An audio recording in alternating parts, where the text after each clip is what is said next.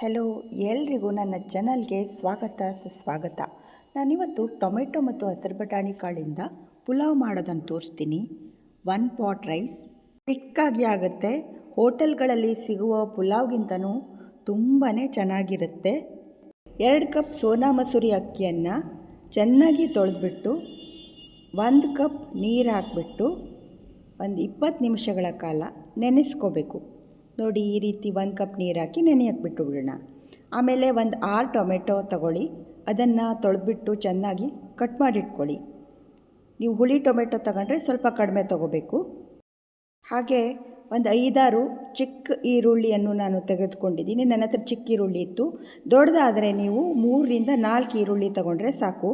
ಈ ರೀತಿ ಚಿಕ್ಕದಾಗಿ ಕಟ್ ಮಾಡಿಟ್ಕೊಳ್ಳಿ. ನಂತರ 1 ಸ್ಪೂನ್ ಸೋಂಪು ಹಾಗೂ 5-6 ಹೆಸರು ಬೆಳ್ಳುಳ್ಳಿ ಜಜ್ಜಿಟ್ಕೊಳ್ಳಿ.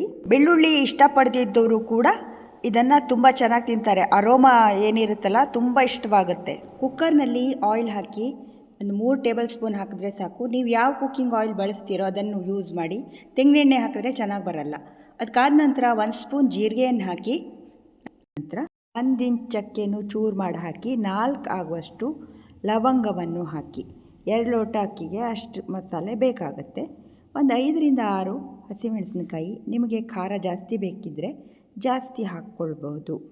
ಆಮೇಲೆ ಜಜ್ಜಿರುವಂತಹ ಸೋಂಪು ಮತ್ತು ಬೆಳ್ಳುಳ್ಳಿಯ ಮಿಶ್ರಣ, 1 ಸ್ಪೂನ್ ಕಾಳುಮೆಣಸಿನ ಪೌಡ್ರು, ಇಷ್ಟನ್ನು ಹಾಕಿ ಅದನ್ನು ಚೆನ್ನಾಗಿ ಫ್ರೈ ಮಾಡಿ.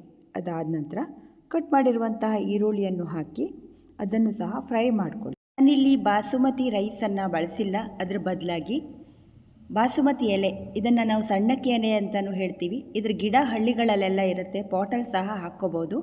ಇದು ಹಾಕಿದ್ರೆ ಗಮ್ಮಂತ ಇರುತ್ತೆ, ತುಂಬ ಚೆನ್ನಾಗಿ ಬರುತ್ತೆ.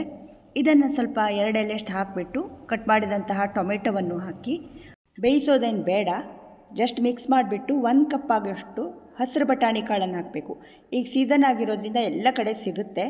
ಜಸ್ಟ್ ಮಿಕ್ಸ್ ಮಾಡಾದಮೇಲೆ ಇದಕ್ಕೆ 3 ಕಪ್ ಆಗುವಷ್ಟು ನೀರು ಹಾಕಬೇಕು. 1 ಕಪ್ ನೀರನ್ನು ಮೊದಲೇ ನೆನೆಸಿಟ್ಟಿದ್ವಲ್ಲ, ಟೋಟಲ್ 4 ಕಪ್ ಹಾಕ್ದಂಗಾಯಿತು 2 ಕಪ್ ಅಕ್ಕಿಗೆ. ರುಚಿಗೆ ಉಪ್ಪು ಮತ್ತು ಸಕ್ಕರೆಯನ್ನು ಹಾಕಿಬಿಟ್ಟು ಒಂಚೂರು ಅರಿಶಿನ ಪುಡಿ ಹಾಕಿ ತೊಳೆದು ನೆನೆಸಿರುವಂಥ ಅಕ್ಕಿಯನ್ನು ಸೇರಿಸಿ ಚೆನ್ನಾಗಿ ಮಿಕ್ಸ್ ಮಾಡಿ. ಬಾಸುಮತಿ ಎಲೆ ಹಾಕಿರೋದ್ರಿಂದ ಘಮ್ಮಂತ ಇರುತ್ತೆ.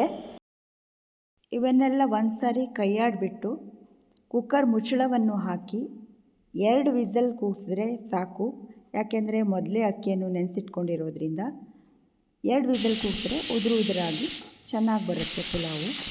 ಇದು ತುಂಬಾ ರುಚಿಯಾಗಿರುತ್ತೆ. ನೋಡಿ, ಈಗ ಆರಿದೆ ಕುಕ್ಕರು.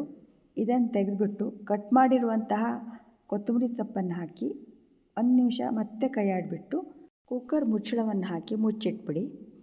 ಈ ರೀತಿ ಮಾಡೋದ್ರಿಂದ ಆ ಕೊತ್ತಂಬರಿ ಸೊಪ್ಪಿನ ಘಮ ಹಾಗೆ ಉಳಿಯುತ್ತೆ. ಮುಂಚೆನೇ ಹಾಕಿಬಿಟ್ಬಿಟ್ರೆ ಕೊತ್ತಂಬರಿ ಸೊಪ್ಪು ತುಂಬ ಬೆಂದಂಗೆ ಆಗಿಬಿಡುತ್ತೆ. ಅದಕ್ಕೋಸ್ಕರ ಈ ರೀತಿ ಮಾಡಿರೋದು. ನೋಡಿ, ಈಗ ಇದು ರೆಡಿಯಾಗಿದೆ. ತುಂಬಾ ಚೆನ್ನಾಗಿ ಬರುತ್ತೆ. ಖಂಡಿತವಾಗ್ಲೂ ನೀವು ಮನೆಯಲ್ಲೊಮ್ಮೆ ಟ್ರೈ ಮಾಡಿ.